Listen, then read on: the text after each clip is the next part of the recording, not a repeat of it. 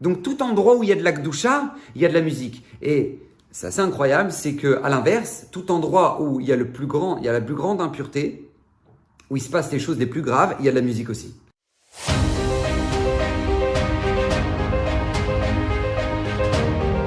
Alors, Bezrat Hashem, Ezra Shimshon de cette semaine est dédié pour la guérison complète de Luna Bat Miriam. El Narefanala, El Narefanana, El Narefanala, Betor Shari Chole Amcha Israël. Alors, j'aimerais partager avec vous cette semaine un Zera Shimshon magnifique. Je pense que c'est une notion que pas mal de gens ont déjà entendue, mais ne savent pas combien elle est importante pour notre bien-être, combien elle est importante pour l'éducation de nos enfants, combien elle est importante dans le Shalom Bayit. Bref, vital. Nous dit le Zera Shimshon, l'oreille est pour le corps ce que la main est pour attraper un objet. C'est-à-dire que, comme ça, il nous ramène au nom du Midrash. C'est-à-dire que si jamais tu veux saisir un objet comme il le faut, tu te dois d'avoir des mains qui fonctionnent comme il le faut. D'accord ? Bien saisir la chose. D'ailleurs, vous savez, avec les petits-enfants, quand on leur donne quelque chose de valeur, une bouteille ou un verre, on leur dit « Ah, attrape-le bien, saisis-le bien ». Pourquoi ? Parce qu'on a peur que ça chute, on a peur que ça tombe. Et bien, c'est la même chose. Si nous, maintenant, on veut saisir des notions dans notre vie pour nous enrichir, pour nous transformer, pour changer, pour être plus heureux, tout va dépendre de notre écoute. Parce que nous dit le Zera Shimshon, l'oreille entend le moussar et le corps vit un bien-être. C'est-à-dire qu'à partir du moment où maintenant l'oreille entend des choses qui sont positives, qui vont le construire, eh ben tout simplement le corps va le ressentir tout de suite. Et ça, c'est une notion essentielle. Pourquoi je vous dis tout ça ? Parce que par exemple, la Torah nous donne l'exemple de Chana. Comme ça, nous ramène le Zera Shimshon. Chana va être la maman de l'un des plus grands prophètes de l'histoire, qui va être Shmuel Hanavi. Maintenant, Shmuel, à peine âgé de quelques années, elle va déjà le prendre et elle va l'emmener au Mishkan. À l'époque, il n'y avait pas encore le Beth Amikdash. Donc, elle va l'emmener là-bas. Pourquoi ? Pour qu'il entende des divrei Torah. Pour qu'il entende la Gdusha. Pour qu'il entende le chant des Lévim. Pour qu'il soit imbibé de Gdusha. Qu'est-ce qu'elle va faire ? Elle va le prendre pour l'emmener directement au Mishkan. Et il va devenir, grâce à ça, Shmuel Hanavi. On en a un autre exemple dans la Mishnah en Pirkei Avot, au nom de Rabbi Yochanan ben Zakkai, qui va décrire l'un de ses élèves, qui était ni plus ni moins que Rabbi Yoshua ben Hanania, qui va avoir un rôle déterminant dans l'homme Israël. Rabbi Yoshua ben Hanania, il était non seulement géant en Torah, mais il avait comme rôle le fait de devoir aller négocier l'annulation des décrets avec Rome. Parce que souvent, ça arrivait que Rome faisait le décret, qu'on n'étudie plus la Torah, on fait plus ci, on fait plus ça. Et qui était envoyé justement pour négocier l'annulation de ces décrets ? C'était Rabbi Yoshua ben Hanania. Il avait une répartie incroyable, une sagesse qui était hors du commun. Et donc, c'était lui qui était en contact avec César, Cléopâtre, etc. D'accord ? Un homme d'exception.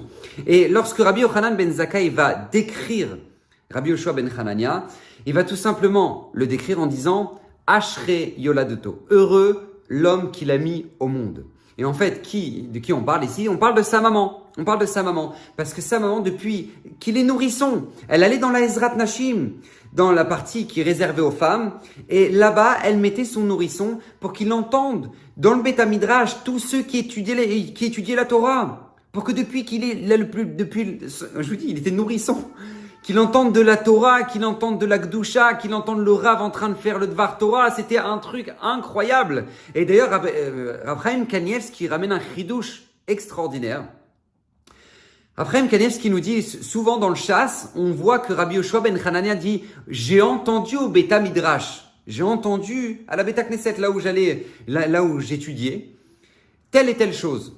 Et nous dit Rav Chaim Kanievski que lorsque Rabbi Yoshua ben Hanania dit ça remonte à son enfance. Ça remonte à lorsqu'il était nourrisson, qu'il entendait tellement de divrei Torah qu'il a été complètement imbibé par la Gdusha de la Torah et il est devenu ce qu'il est devenu. Et pourquoi je vous dis tout ça ? Parce que, encore une fois, l'impact de ce qu'on entend n'est pas négligeable. C'est pas pour rien que la phrase qui est le symbole du joug divin, c'est Shema Israël, Hashem Elokeinu, Hashem Echad.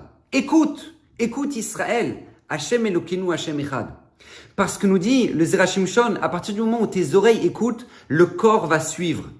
Tu entends la grandeur d'Hachem, qu'Hachem est un, qu'Hachem est unique, qui peut tout faire, que tout dépend que de lui. À partir du moment où tu t'imprègnes de cette phrase, tu entends cette phrase-là, ton comportement n'est plus le même. Tu te comportes comme un juif par conséquent. Et c'est pas pour rien non plus que C'est pas sans raison que le jour de Rosh Hashanah, on l'a vu il y a quelques semaines, le jour de Rosh Hashanah, on prend sur nous le joug divin, on fait régner Akadosh Baruch Hu dans le monde, on dit Amelech Akadosh, et a priori c'est bon, on a compris, Hachem c'est lui le roi, et c'est lui qui décrète tout, et on sait que toute notre future année en dépend, et on le sait. Et là, on te dit, non, ça suffit pas. Non, ça suffit pas. Tu vas prendre un chauffard, et juste avant de sonner le chauffard, tu vas dire, Baruch ata Hashem Elokeinu melech haolam, asher kideshanu bemitzvotav et tzivanu lishmoa kol shofar. Akadosh Baruch Hu, tu nous as sanctifiés par tes mitzvot d'écouter le son du chauffard. Parce que c'est pas suffisant de savoir qu'Hachem c'est le roi. Tu as besoin de l'entendre pour que ça ait un impact sur ton comportement. D'ailleurs, nous dit Ezra Shimshon un chidouche magnifique. Il nous dit, juste avant le don de la Torah, on s'appelait les Ivriim, les Hébreux. D'accord? Ivriim, les Hébreux. Et à partir du don de la Torah, Kadosh Baruch Hu va nous appeler Israël. Nous dit Ezra Shimshon, pourquoi ce changement de nom? Ivriim, les Hébreux, et Israël. Parce que le nom Israël est bien plus puissant que le nom Ivriim. Et donc du coup, Israël, c'est Yachar Kel. C'est un peuple qui est droit avec son Dieu. Et c'est une grandeur. Il y a Yaakov et il y a Israël. Et Akadosh Baruch Hu, vous savez que ne serait-ce que par le fait que maintenant, je vais appeler mes propres enfants Israël, alors ça aura un impact sur eux. Ça aura un impact sur leur comportement. Pourquoi je vous parle de tout ça? Parce que j'aimerais en profiter pour vous sensibiliser sur une notion tellement importante qui s'appelle ni plus ni moins que la musique. Pourquoi je vous dis que c'est important? Parce que, vous savez, dans la Torah, la musique a une importance très particulière. Par exemple, au Beth Amikdash, au temple, le chant des Lévi'im était obligatoire. C'est-à-dire que ça faisait partie intégrante des sacrifices. Tu pouvais pas offrir un sacrifice s'il n'y avait pas les Lévi'im qui étaient en train de chanter et faire de la musique. C'est-à-dire qu'il y avait une gdoucha, une sainteté qui était hors norme, en grande partie grâce à la musique. Vous savez que par exemple Yona, on a lu la Haftara de Yona à Yom Kippour, lorsque maintenant Yona a fait la prophétie de devoir aller faire tchouva à toute la ville de Nineveh. Il nous dit la Gemara, quand est-ce qu'il va recevoir cette prophétie, Yona? À Simcha Bet HaShoeva, à Sukkot, au moment où il est au Beth Amikdash, il est en train de faire la Simcha et il y a de la joie, il y a de la musique. À ce moment-là, il va avoir la prophétie. Tellement il s'était élevé spirituellement. Vous regardez, dans un endroit de Gdusha, de sainteté, il y a de la musique. Dans un mariage, pourquoi on met de la musique? Pas juste pour l'ambiance, parce que c'est un événement où on élève le Khatan et la Kala. On leur donne de l'énergie pour commencer toute leur vie. Donc tout endroit où il y a de la Gdusha, il y a de la musique. Et c'est assez incroyable, c'est que à l'inverse, tout endroit où il y a la plus grande impureté, où il se passe les choses les plus graves, il y a de la musique aussi. Vous regardez les boîtes de nuit, d'accord, il y a de la musique. Vous regardez dans les magasins où maintenant ils veulent faire tendance, etc., ils vont te mettre de la musique à fond.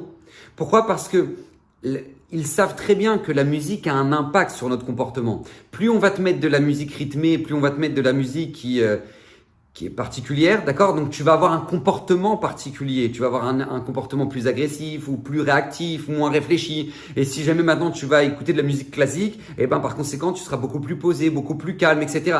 Pourquoi? Parce que la musique a un impact. Encore une fois, par la même notion de ce que vient nous expliquer Ezra Shimshon, que l'écoute est pour le corps ce que la main est pour un objet. C'est-à-dire que on saisit des notions grâce à notre écoute.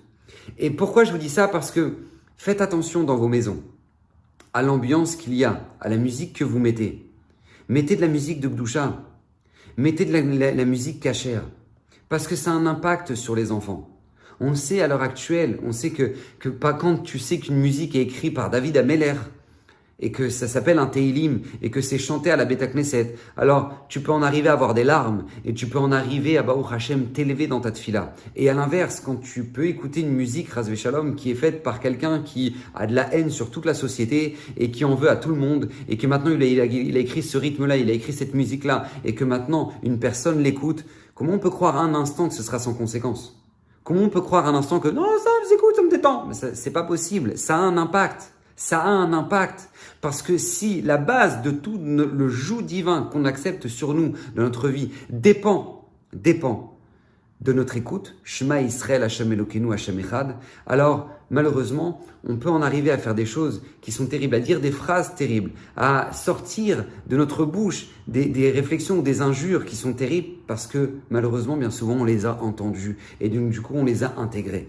Donc Bezrat Hashem, que le mérite du Zera Shimshon nous permette d'écouter des choses bonnes dans notre vie, d'écouter des bonnes nouvelles et que Bezrat Hashem, écouter toujours des divrei Torah et mettre des divrei Torah. Moi, j'essaie de faire attention quand je suis en voiture, de mettre des divrei Torah ou de mettre de la musique cachère parce que non seulement c'est important pour les enfants, pour l'ambiance, mais c'est important pour la gdoucha de la maison. Donc Bezrat Hashem, faites-le aussi. Je vous le conseille grandement pour que Bezrat Hashem, au lieu d'écouter n'importe quelle dépression du dernier journaliste, que vous puissiez écouter des choses qui puissent vous élever et toucher votre âme. Bezrat Hashem, bracha v'atzlacha, que le mérite du Zera Shimshon puisse vous protéger, lui-même qui a dit que tout celui qui l'étudiera régulièrement méritera une multitude de bénédictions et que Bezrat Hashem, ses paroles soient pour la refoua shlema de Luna Bat Miriam. Bracha v'atzlacha, la semaine prochaine.